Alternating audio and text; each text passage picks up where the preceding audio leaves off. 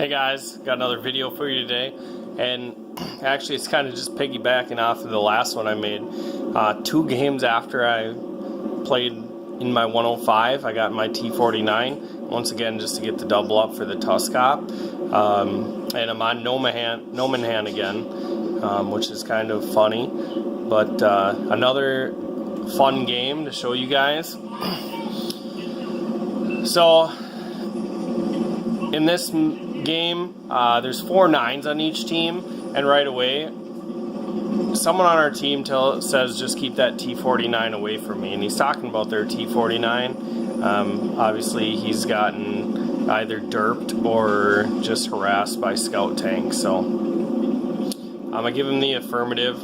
And really what I want to do, since they spawn in the northwest corner, which I just talked about,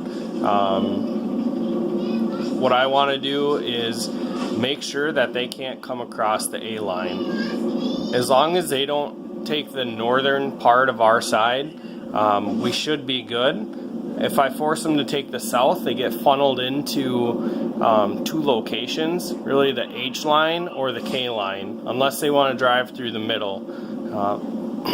The north is kind of wide open, so if they get over into like A8, there's hills that they can use to get hauled down. Alright, so far I spotted 2 T29s and a T20. Get my first shot in. And now I spotted T28.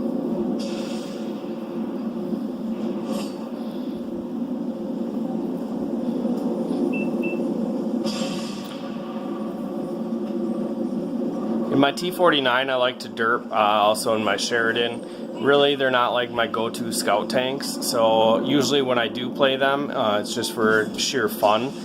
There's nothing like being in a scout tank, putting down vision for your team, and then driving behind somebody and doing 1,000 damage. It catches a lot of newer players off guard. I know I used to fear this tank a lot when I'd fight somebody that knew what they were doing in it.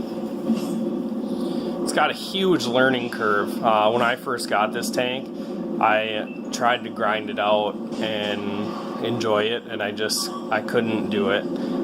So I ended up selling it, and then they brought the tier 10 scouts in, and that's when I decided to buy my T49 back. And I had a lot more experience at that point, so I actually enjoyed the tank a lot more. So I shut that T29 down.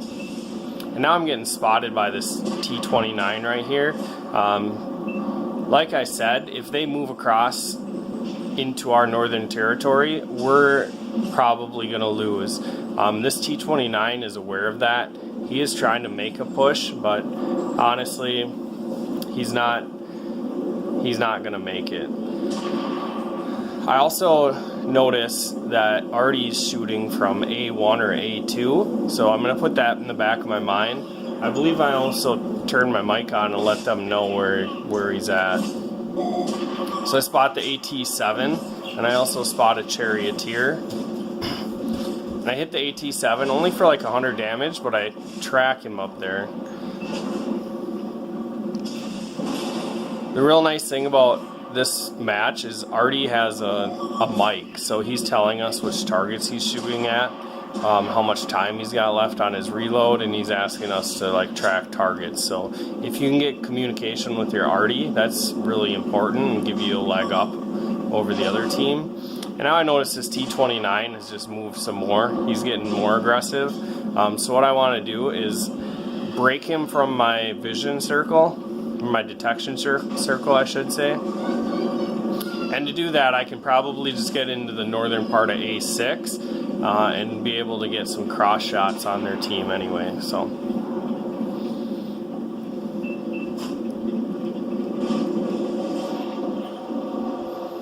as I make my way up here, that T29 actually moves even more forward, so he compromises this position. And I'm going to try to look for a shot, but I just don't have the gun depression to make this happen, and I know that they have tanks over there that aren't lit. So if I'm going to get shot at by them, I want to make sure I can at least light them up for my teammates. Alright. So I'm just aiming this this gun, if you don't aim your gun, you're gonna pay a hefty price for it. The reload is terrible. So just making sure that you aim your gun. I use equipment on here: gun laying drive, vert stabs, and ventilation. And that's really to boost my gun handling as much as I can. This thing's got good vision. It's got terrible camo rating, but I got a good crew in here, so my vision is actually still better than my detection circle. And that's really what I'm looking for. Now you can see I didn't have a lot of time to aim that shot. I could have sat there and probably took a shot from their team and made sure I shut down Artie. But to me, Artie's not looking at me, so he's not a real threat to me. However, when I come back to spot him, I can't get him lit. So I just throw a shell over there, and I end up hitting him.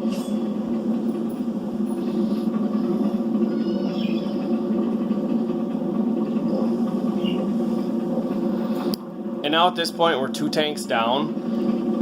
And honestly, I'm going to leave my camera view because that way you can see the whole mini-map. Now, I can see the pattern, but I can't see anything else. I know that there's a pattern in the middle of the map, and I tell them that that's what I'm going to be shooting at. And this T34 TGFT, he says that we should take out the Conqueror, and he's going to help me with it. So even though I told him I'm going to be working on the pattern, he still wants me to focus the Conqueror. Now, Artie tells us that the Charioteer is dead, and at this point, the pattern drops out of my vision, so now I'm going to try to help with this Conqueror, and I can see the side of his tank. So he was looking at me, and that's I backed up, and then he looked over at the FGT.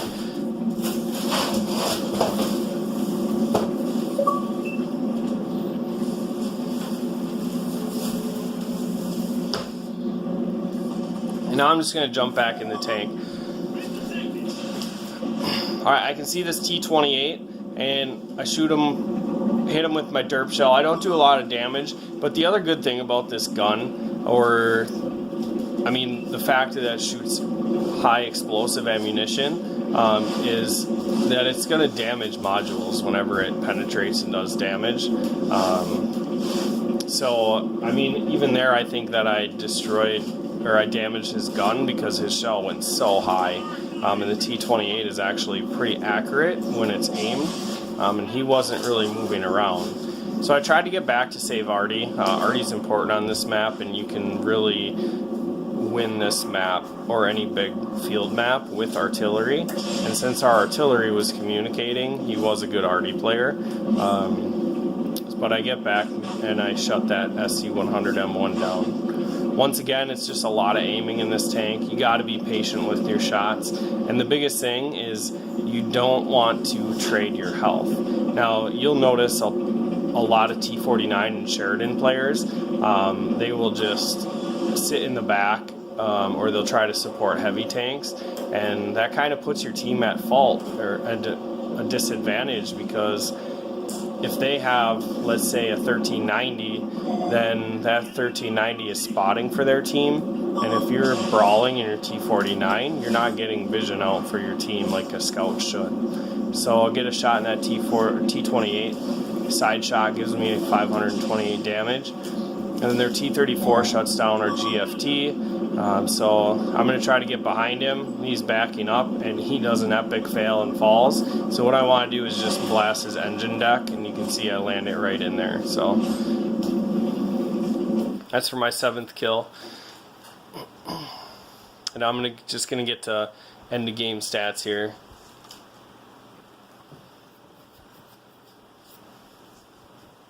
If you're in a scout, your main role is to get vision out for your team. A lot of people want to conserve all their health for endgame, and I understand that. A lot of the times you get let down by your team, so it's tough to depend on them. However, you have to give them a fighting chance. So the reason I had to show this one is because I did ace it. I did 3,100 damage, 2,200 assisted, killed 7 of their tanks. And the GFT that was communicating with me, he did 2,300. He was in a tier 7 in this match, so he did really well. And then you can see our Artie did 2,600 damage, took out 3 targets. So between the 3 of us that were communicating, we took down 12 tanks, and we did, what, 8,000 damage. So communication is key, and scouting, giving your team the vision that they need to win a game like that is important. Alright, that's all I got for you guys.